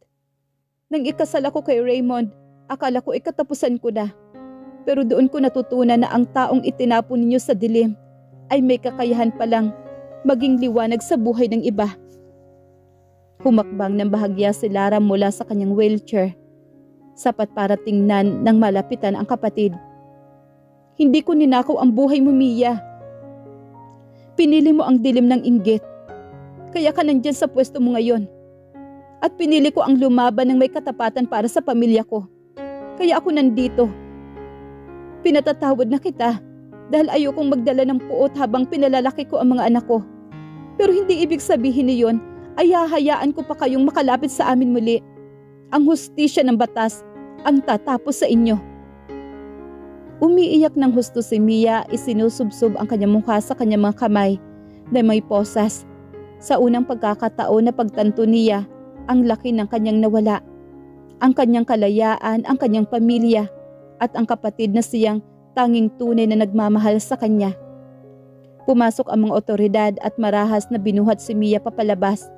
Habang isinasakay siya sa sasakyan ng mga pulis, napanood din ng mga balita ang pagkaaresto sa kanilang mga magulang na sina Don Renato at Doña Elvera na isang bagong tagong lalawigan. Nahuli sila sa kasong pakikipagsabwatan at pagtatago ng mga nakawalang kriminal. Ang buong pangalan at dangal ng pamilya ni Lara ay tuluyang nabura na sa lipunan. Sila na dating nagmamaltrato kay Lara ay nararanasan ng habang buhay na pagdurusa sa likod ng mga rehas. Nang makabalik sa kanilang silid, niyakap ni Raymond si Lara mula sa likod habang kapwa sila nakatingin sa kanilang dalawang anak na mahimbing na natutulog. Tapos na ang nakaraan, aking mahal. Bulong naman ni Raymond sa kanyang tainga. Wala nang anino nang humahabol sa'yo. Ngayon, oras na para ihanda ko ang pinakamagandang kasal na karapat dapat para sa babaeng nagpabago sa buong mundo ko. Ngunit bago pa ang kanilang marangyang kasal, 1 taon muna ang kanilang pinalipas upang masigurong ligtas ang paglaki ng kambal at tuluyang magiging maayos ang kanilang bagong simulang imperyo ng pag-ibig. Ang oras ay mabilis na lumipas na parang hangin. 1 taon matapos ang madilim na unos na pagbabanta sa kanilang mga buhay, tuluyan ang nakamit ni na Raymond at Lara ang kapayapaan na matagal na nilang hinahangad. Sa loob ng 1 taon na iyon, walang ingay ng media, walang gulo sa korporasyon, at walang banta mula sa mga taksil ng pamilya na ngayon ay tuluyan ng nabubulok sa kulungan. Ang mansyon ay napuno ng ingay, tawa at maliliit na hakbang ng kanilang kambal na sina Alexander Raymond Jr. at si Lorraine Mia. 1 taon na ang dalawang sanggol. Malulusog, masisigla at nagsisimula na magsalita ng kanilang mga unang salita. Si Raymond, ang dating kinatatakutang bilyonaryo na walang kinikilalang awa, ay tuluyan ng nabihag ng kanyang mga anak. Kadalasan makikita ang makapangyarihang CEO na gumagapang sa carpets ng sala habang karga sa kanyang likod ang 2 bata, habang si Lara naman ay masayang nanunood mula sa sofa. "Daddy, Daddy!" ang unang gupit na salita ng munting si Lorraine habang nakahawak sa pisngi ng kanyang ama. Napatigil naman si Raymond. Dahang-dahang binuhat ang anak at hinalikan ito ng paulit-ulit habang may luhang nangingilid sa kanyang mga mata. Tumingin siya kay Lara. "Narinig mo ba yun, Lara? Tinawag niya akong daddy. Mas matindi pa ito sa pakiramdam ng nanalo ng 1 bilyong halaga ng merger." Ngumiti naman si Lara, lumapit kay Raymond at isinandal ang kanyang ulo sa balikat nito.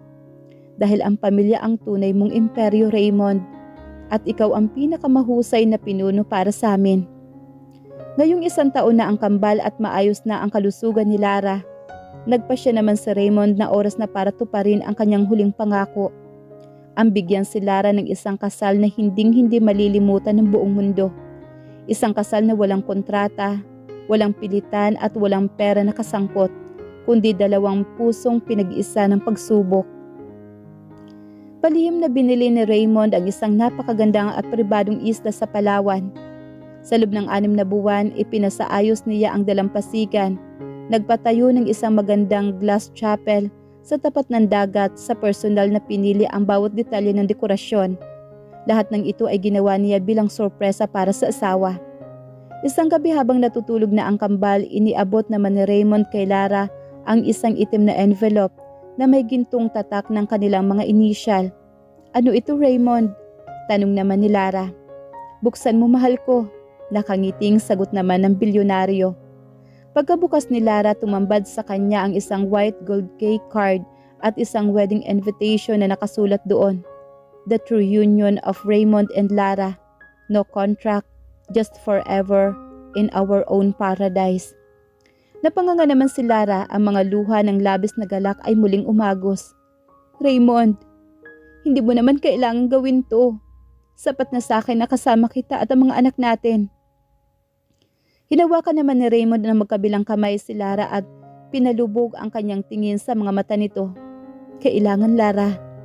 Dahil noong unang kasal natin, ginawa mo iyon bilang sakripisyo at anino. Ngayong gabi, gusto kong humarap ka sa altar bilang ang pinakamaliwanag na bituin sa buhay ko. Karapat-dapat ka sa pinakamagandang simula." 1 araw bago sila lumipad patungo sa pribadong isla gamit ang yate ni Raymond, dinalaw ni Alex si Raymond sa kanyang opisina upang ibigay ang huling ulat tungkol sa pamilya ni Lara at kay Marcos Vance. "Sir, final na po ang hatol ng korte." Formal na ulat naman ni Alex. Si Marcos Vance ay sentenced to life imprisonment na. Walang parol.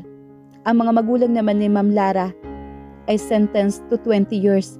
Habang si Mia naman po ay inilipat sa isang permanent psychiatric facility sa loob ng maximum security prison dahil sa tuluyang pagkasira ng kanyang kaisipan. Wala na silang kakayahang makalabas pa. Tumango naman si Raymond, seryoso ang mukha nito. "Mabuti. Iwanan na natin ang mga pangalang yan sa putikan. Mula ngayon, ang focus ng kumpanya at ng buhay ko ay ang pamilya ko lang, Alex.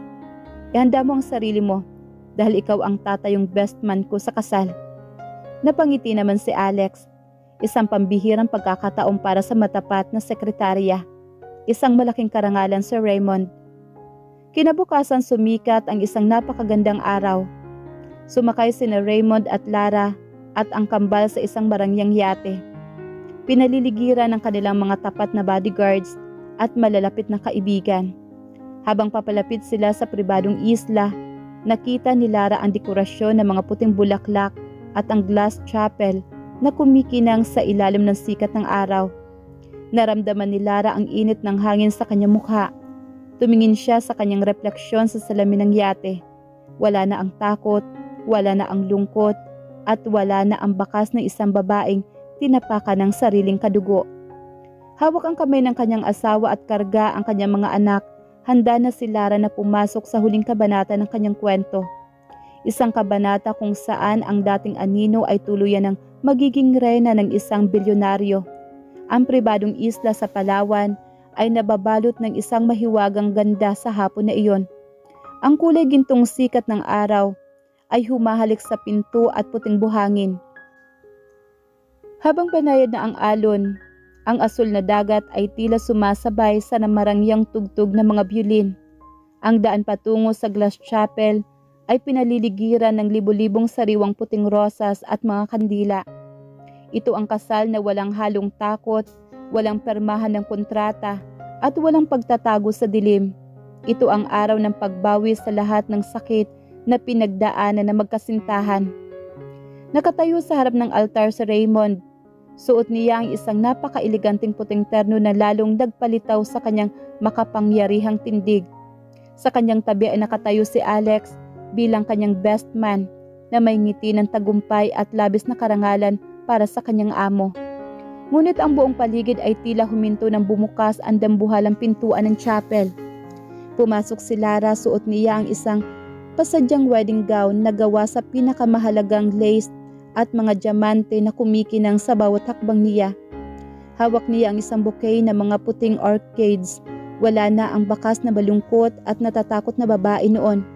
Ngayon ang kanyang mukha ay puno ng kapayapaan, dangal at walang kapantay na ganda. Habang naglalakad siya sa aisles, kasabay niyang naglalakad sa unahan ang kambal na sina Alexander Jr.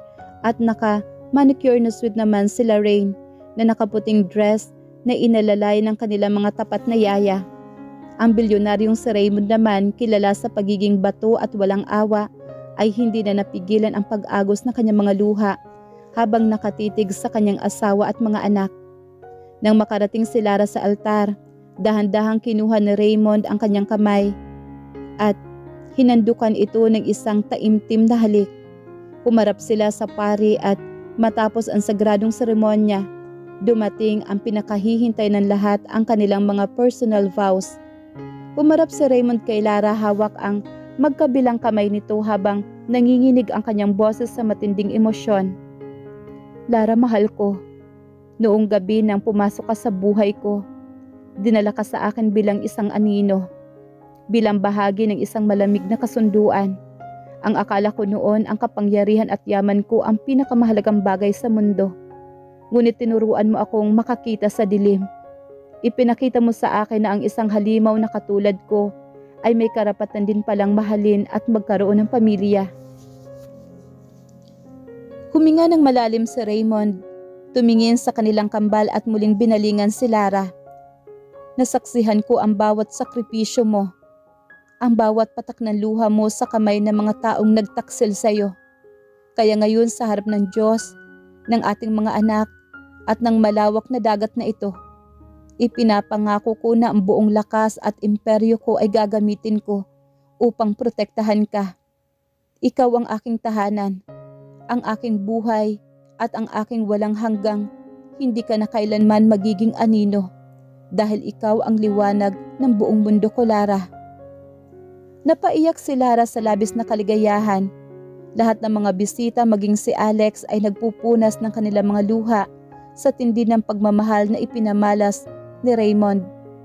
Inayos naman ni Lara ang kanyang boses. Tumingin sa mga mata ng asawa ng buong may katapatan. Raymond, noong gabing tumakas ako sa pamilya ko, akala ko wala na akong patutunguhan, kundi ang tuluyang mawala. Ngunit nang hawakan mo ang kamay ko, kahit sa gitna ng inyong lamig, naramdaman ko ang kaligtasan. Pinasok ko ang mundo mo bilang isang sakripisyo. Ngunit binago mo ako upang maging isang matapang na ina at asawa. Inilapit ni Lara ang kanyang mukha kay Raymond. Salamat. Dahil hindi mo ako binitawan noong mga sandaling ako mismo ay sumusuko na. Salamat sa pagbibigay sa akin ng pamilyang hinding-hindi ako itatapon. Kasabay ng pag-alo ng dagat na ito, ipinapangako ko na mamahalin kita sa bawat araw ng aking buhay. Sa gitna ng yaman man o ng anumang unos, ikaw ang aking bilyonaryo, ang aking bayani at ang aking habang buhay. Ngayon, I declare you husband and wife. You may now kiss the bride. Anunsyo naman ang pare. Marahas ngunit may matinding pagmamahal na hinila ni Raymond si Lara sa kanya mga braso at iginawad ang isang napakatamis at madamdaming halik. Kasabay nito ang pagbuhos ng mga puting kon at ang malalakas na palakpakan ng lahat ng naroroon. Ang kabal ay sabay na pumapalakpak at tumatawa, tila naiintindihan ang tagumpay ng kanilang mga magulang. Nang sumapit ang gabi, lumabas sina Raymond at Lara sa dalampasigan. Malayo ng konti sa ingay ng party. Karga ni Raymond si Alexander, habang karga naman ni Lara ang munting si Lorraine. Nakatingin sila sa malawak na kalangitan na puno ng nagniningning na mga bituin. Inakbayan ni Raymond si Lara, habang ang kanilang mga anak ay mahimbing na natutulog sa kanilang mga balikat. Masaya ka ba, mahal ko? Bulong naman ni Raymond. Sumandal si Lara sa dibdib ng kanyang asawa. Naramdaman ang mabilis ngunit payapang tibok ng puso nito. Higit pa sa masaya, Raymond, nahanap ko na ang totoong kahulugan ng buhay ko. Hindi sa marangyang pangalan, kundi sa piling ninyo. Ngumiti naman si Raymond at hinalikan ang buhok ng asawa. Hawak ang kanilang pinakamalaking kayamanan, ang kanilang mga anak at ang isa't isa. Tuluyan na nagtapos ang kwento ng anino ng bilyonaryo. Dahil sa dulo ng lahat, ang tunay na imperyo ay hindi nasusukat sa bilyong-bilyong pera, kundi sa isang pag-ibig na napatunayan at pinagtibay ng tadhana.